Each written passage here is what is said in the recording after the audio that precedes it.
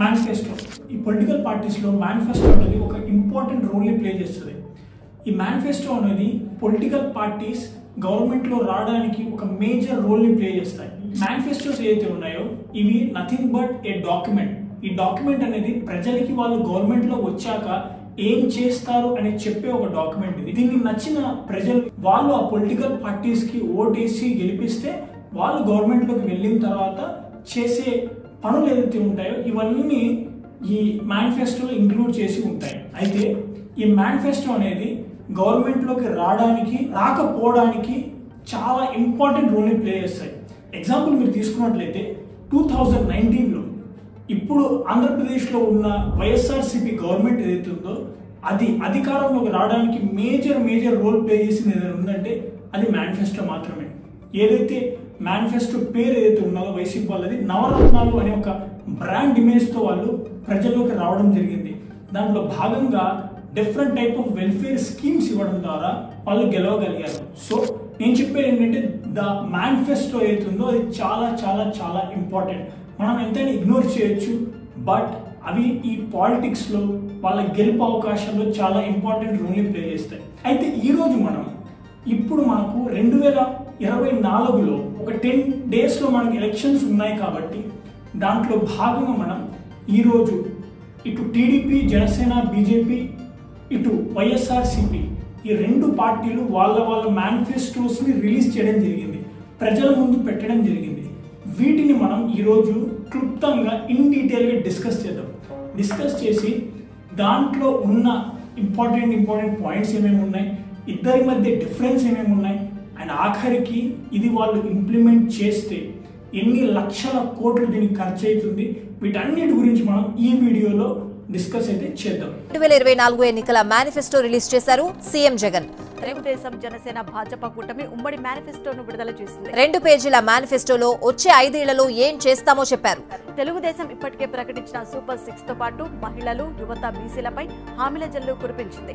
ఏం చేయగలమో అది మాత్రమే చెప్తున్నామని క్లియర్ గా చెప్పేశారు సీఎం జగన్. అయితే నార్మల్ మనం మాట్లాడుకుంటే ఈ మేనిఫెస్టో ఏదైతే ఉందో ఇవి పొలిటికల్ పార్టీస్కి ఒక భగవద్గీత, ఖురాన్, బైబుల్తో సమానం. కానీ ఇవే పార్టీలు గెలిచాక ఈ మేనిఫెస్టోని తుంగల తోసి పట్టించుకోకుండా, అయితే మన తెలుగు స్టేట్స్లో ఉన్న మేనిఫెస్టోస్ చూసుకున్నట్లయితే తెలుగుదేశం, బీజేపీ మరియు జనసేన పార్టీల యొక్క మేనిఫెస్టో యొక్క బ్రాండ్ నేమ్ వచ్చేసరికి సూపర్ 6 అనే పేరుతో వాళ్ళు మేనిఫెస్టోస్ని ప్రజల ముందు రిలీజ్ చేయడం జరిగింది. అలాగే మన వైఎస్ఆర్సీపీ యొక్క పార్టీ యొక్క మేనిఫెస్టో చూసుకున్నట్లయితే వాళ్ళు నవరత్నాలు ప్లస్ అని ఏదైతే 2019లో వాళ్ళ యొక్క మేనిఫెస్టో ఉందో ఆ మేనిఫెస్టోస్ని కొన్ని యాడ్ ఆన్ పాయింట్ చేస్తూ కంప్లీట్గా నవరత్నాలు ప్లస్ అనే పేరుతో వాళ్ళు 2-3 డేస్ ముందే రెండు పార్టీలు వాళ్ళ మేనిఫెస్టోస్ని ప్రజల ముందు అఫీషియల్గా రిలీజ్ అయితే చేయడం జరిగింది. అయితే ఓవరాల్గా చెప్పాలంటే 2019 కానీ ఇప్పటికి కానీ ఈ రెండు గవర్నమెంట్లు స్కీమ్స్ ఏదైతే ఉన్నాయో ఈ స్కీమ్కి సంబంధించి ఉచితంగా డబ్బులు ప్రజలకి ఇచ్చే ఏదైతే కార్యక్రమం ఉందో ఆ స్కీమ్స్ రూపంలో అవి పెంచడమే జరిగాయి తప్ప తగ్గించడం అయితే ఎక్కడ జరగలేదు. అటు టీడీపీ చేయలేదు, ఇటు వైఎస్ఆర్సీపీ చేయలేదు. రెండు పార్టీలు స్కీమ్స్ ప్రజలకి ఉచితంగా ఇచ్చే ఫ్రీబీస్ ఏదైతే ఉన్నాయో అవి ఆ ఫండ్ రూపంలో ఏదైతే అవి ఎక్కువనే ఉన్నాయి, తక్కువ అయితే లేవు. కంపారిజన్లో వెళ్ళినట్టయితే మన ఆంధ్రప్రదేశ్ జీడిపి మొత్తం 15,90,242 crores అయితే ఉంది. పొలిటికల్ పార్టీ అయినా కానీ గవర్నమెంట్లోకి వచ్చాక వాళ్ళ స్కీమ్స్ని వాళ్ళు ఇంప్లిమెంట్ చేయాలి అంటే ఈ ఏదైతే మనీ ఉందో ఈ జీడిపి దీంట్లో నుంచే వాళ్ళు స్పెండ్ చేయాల్సింది ఉంటుంది. అయితే ఫస్ట్ కంపారిజన్లో భాగంగా మాట్లాడుకున్నట్టయితే రెండు మేనిఫెస్టోస్ని 1 by 1 కంపేర్ చేసుకుంటూ వెళ్దాం. టీడీపీ యొక్క మేనిఫెస్టో చూసుకున్నట్లయితే ఫస్ట్ వాళ్ళు సూపర్ 6 అనే ఒక ఫార్ములాతో రావడం జరిగింది. ఆ సూపర్ 6 అనే ఫార్ములాలో భాగంగా మొట్టమొదటి హామీ ఏంటంటే యువతకు 20 లక్షల ఉద్యోగాలు కల్పిస్తామని. ఒకవేళ వాళ్ళు ఆ ఉద్యోగాలు ఇవ్వకపోతే దానికి బదులుగా ప్రతి నెల 3,000 నిరుద్యోగ వృత్తి అనేది డబ్బులు ఇస్తామని చెప్పడం జరిగింది. ఇది మొదటి హామీ. సెకండ్ హామీ చూసుకున్నట్లయితే స్కూల్కు వెళ్ళే ప్రతి విద్యార్థికి సంవత్సరానికి 15,000 రూపాయలు టీడీపీ వాళ్ళ బ్యాంక్ అకౌంట్స్లో కల్పిస్తామని చెప్పడం జరిగింది. అండ్ మనం దీన్ని కంపేర్ చేసినట్టు చూసుకున్నట్లయితే వైఎస్ఆర్సీపీ వాళ్ళ యొక్క మేనిఫెస్టోలో అమ్మఒడి పేరుతో వాళ్ళు ఇవ్వడం జరిగింది. నథింగ్ బట్ ఇది ఒక అమ్మఒడి. పోయిన సంవత్సరం మనకు 15,000 అని చెప్పి 2,000 అనేది మైనస్ చేసి నాడు నేడు కార్యక్రమం కింద వాళ్ళు స్పెండ్ అయితే చేయడం జరిగింది. సేమ్ ఈసారి కూడా మనం చూసుకున్నట్లయితే వైఎస్ఆర్సీపీ టీడీపీ 15,000 ఇస్తుంది, వైఎస్ఆర్సీపీ మాత్రం 17,000 అని చెప్పింది. బికాజ్ వైఎస్ఆర్సీపీ 17 అంటుంది, బట్ 2,000 కట్ చేసి వాళ్ళు నాడు నేడు కార్యక్రమం కింద స్పెండ్ చేస్తారు. ఫైనల్లీ వాళ్ళకు కూడా 15,000 వస్తుంది. కాబట్టి ఈ ఏదైతే అమ్మఒడి కార్యక్రమం ఉందో ఇవి సేమ్ 15,000 ఉన్నాయి రెండింటిలో. థర్డ్, మూడో హామీ చూసుకున్నట్లయితే ప్రతి రైతుకి ఏటా 20,000 రూపాయలు ఆర్థిక సాయం కల్పిస్తామని కూటమి మీద ఇవ్వడం జరిగింది. అదే మనం వైఎస్ఆర్సీపీ గవర్నమెంట్ యొక్క మేనిఫెస్టో చూసుకున్నట్లయితే 16,000 పెంచారు. అంటే పోయిన 2019లో ఇది 13,500 రూపీస్గా ఉన్న మనీని ఇప్పుడు 2024 నుంచి 16,000 ఇస్తాం మేము ఫార్మర్స్కి అయితే ఇస్తామని చెప్పడం అయితే జరిగింది. ఈ సూపర్ 6లో భాగంగా మనం ఫోర్త్ హామీ చూసుకున్నట్లయితే 19 to 59 ఇయర్స్ ఏజ్ ఉన్న ప్రతి మహిళకి వీళ్ళు నెలకి 1,500 రూపీస్ ఇస్తామని చెప్పడం జరిగింది. అండ్ అలాగే మహిళలందరికీ ఉచిత బస్సు ప్రయాణం, ఇప్పటికే ఈ ఏదైతే ఫ్రీ బస్ స్కీమ్ ఉందో ఉమెన్స్కి, ఇది మనకు తెలంగాణ మరియు కర్ణాటకలో సూపర్ సక్సెస్ అయితే అవ్వడం జరిగింది. దాంట్లో భాగంగా ఈ ఏదైతే గవర్నమెంట్ టీడీపీ జనసేన బీజేపీ యొక్క కూటమి ఉందో ఇది గెలిచాక మేము ఇక్కడ కూడా దీన్ని ఇంప్లిమెంట్ చేస్తామని చెప్పడం అయితే జరిగింది. సో ఇదొక హామీ అయితే ఉంది. ఇంకొక హామీ వచ్చేసరికి ప్రతి ఇంటికి ఏడాదికి ఉచితంగా 3 గ్యాస్ సిలిండర్లు ఫ్రీగా ఇస్తామని ఒక హామీ కూడా వీళ్ళు చెప్పడం జరిగింది. సో భాగంగా షణ్ముఖ వ్యూహం అనే ఒక పేరుతో టీడీపీ P4 మోడల్ కింద పూర్ టు రిచ్ వీళ్ళు ఏం చెప్తున్నారంటే పబ్లిక్ PPP ఏదైతే ఉంది, PPP ఏదైతే మోడల్ ఉందో దాన్ని కొనసాగింపుగా P4 అనే మోడల్ కొత్తది తీసుకొస్తామని నారా చంద్రబాబు నాయుడు గారు అయితే చెప్పడం జరిగింది. అదేంటంటే పబ్లిక్ ప్రైవేట్ పార్ట్నర్షిప్ ముందుంది. సో దీంట్లో పీపుల్ని కూడా యాడ్ చేసుకొని పబ్లిక్ ప్రైవేట్ పీపుల్ పార్ట్నర్షిప్ అనే రూపంలో P4 అనే మోడల్ని దీంట్లో తీసుకురావడం జరిగింది. చూడాలి మరి ఒకవేళ గవర్నమెంట్ వస్తే ఈ యొక్క ఇంప్లిమెంటేషన్ ఎలా ఉంటుంది అనేది. బికాజ్ ఈ ఏదైతే స్కీమ్ ఉందో పూర్ టు రిచ్ అనేది, అంటే ఎంతమంది అయితే పేదవాళ్ళు మన రాష్ట్రంలో ఉన్నారో అందరినీ రిచ్ చేసే విధంగా మేము ఈ స్కీమ్ని తీసుకొని వస్తున్నామని చెప్పడం జరిగింది. సో వేచి చూడాల్సింది ఉంది. ఒకవేళ గవర్నమెంట్ వస్తే ఏం చేస్తుంది అనేది చూడాలి. యువత యొక్క సంక్షేమం గురించి మనం మాట్లాడుకున్నట్లయితే మెగా డిఎస్సి, ప్రతి సంవత్సరం జాబ్ క్యాలెండర్ హామీ అయితే టీడీపీ ద్వారా రావడం జరిగింది. సేమ్ వైసీపీ యొక్క మేనిఫెస్టో చూసుకున్నట్లయితే సేమ్ టు సేమ్ అదే ఉంది. ఈసారి నుంచి మేము ఖచ్చితంగా దీన్ని అమలు చేస్తామని అయితే వైఎస్ఆర్సీపీ మేనిఫెస్టోలో అయితే ఉంది. యువత కేటగిరీలో చూసుకున్నట్లయితే డిజిటల్ లైబ్రరీ, కేంద్ర రాష్ట్ర పరీక్షలకు ప్రిపేర్ కావడం కోసం డిజిటల్ లైబ్రరీలు అనేవి తీసుకొస్తామని చెప్పడం జరిగింది.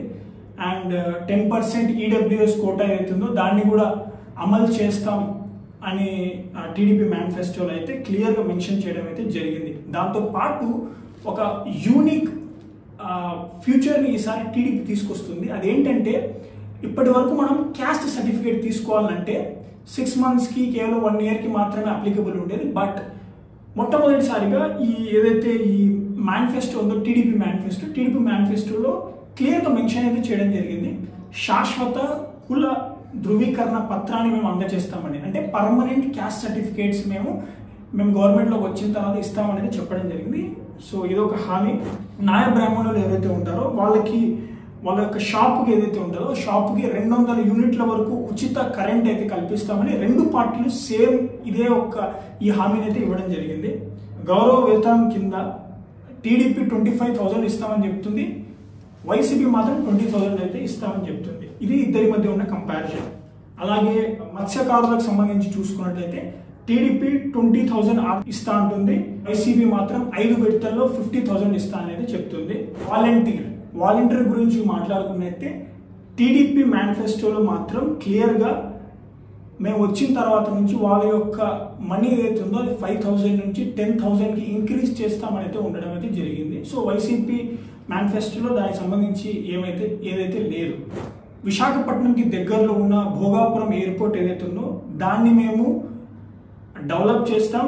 దాంట్లో భాగంగా అల్లూరి సీతారామరాజు ఎయిర్పోర్ట్గా దాని యొక్క నేమ్ అనేది చేంజ్ చేస్తామని వాళ్ళైతే టీడీపీ వాళ్ళ యొక్క మేనిఫెస్టో అయితే పెట్టడం జరిగింది.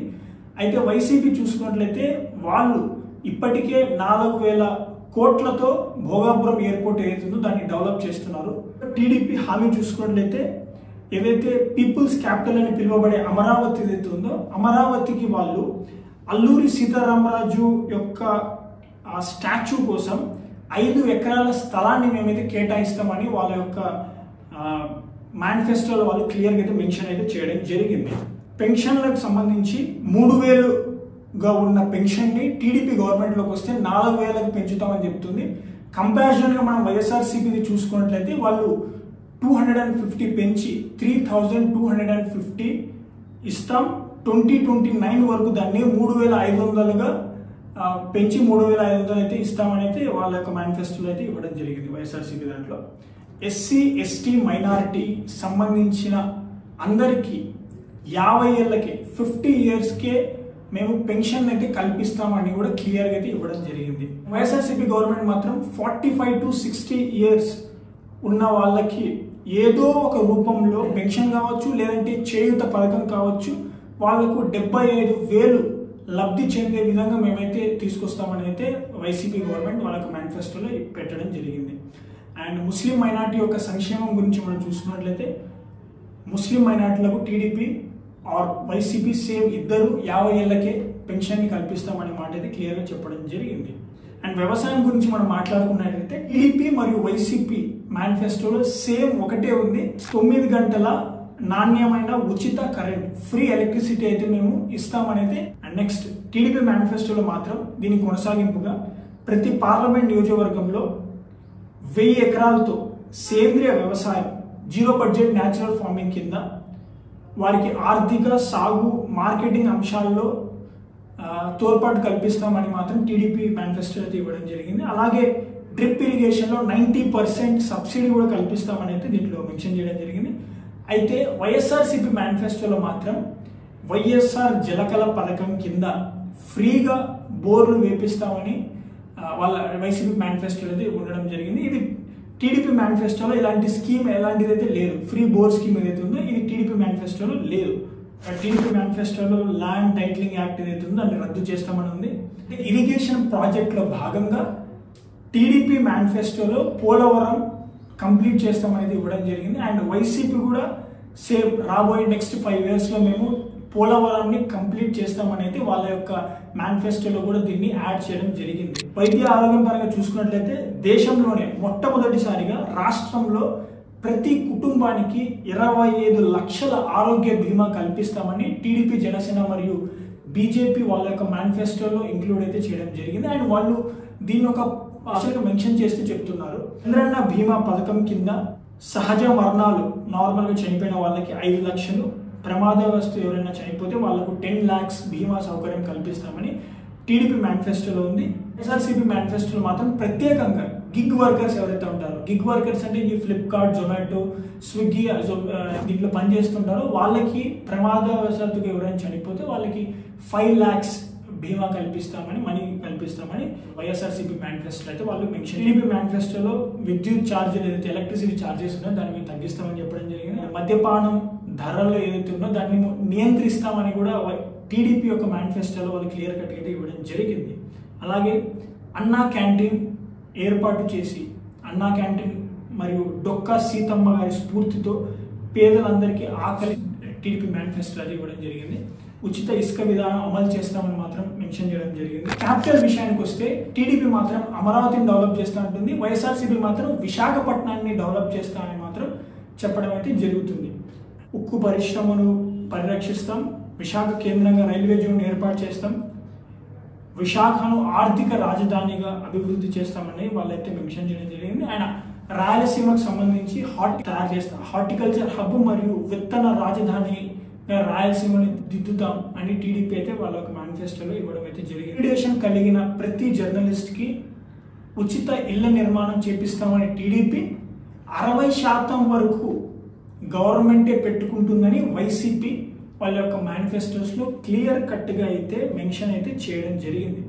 ఓవరాల్గా మనం చూసుకున్నట్లయితే ఈ 2 మేనిఫెస్టోస్ ఎక్కువ ఫ్రీబీస్ని కల్పించే పద్ధతిలోనే ఉన్నాయి. 2019తో కంపేర్ చేస్తే ఫ్రీబీస్ ఏదైతే ఉన్నాయో అది ఇంక్రీజ్ అయ్యాయి తప్ప తగ్గడం అయితే జరగలేదు. అది ఇటు టీడీపీలో కానీ ఇటు వైసీపీలో కానీ 2 మేనిఫెస్టోస్లో ఫ్రీ బిల్కి సంబంధించి మనీ స్పెండింగ్ ఏదైతుందో అది ఎక్కువే ఉంది కానీ తక్కువ అయితే లేదు. నెలలు అయితే అందరూ అన్ని హామీలు ఇస్తారు, బట్ వాళ్ళు ఆ హామీల్ని అమలు చేస్తే మంచిగా ఉంటుంది.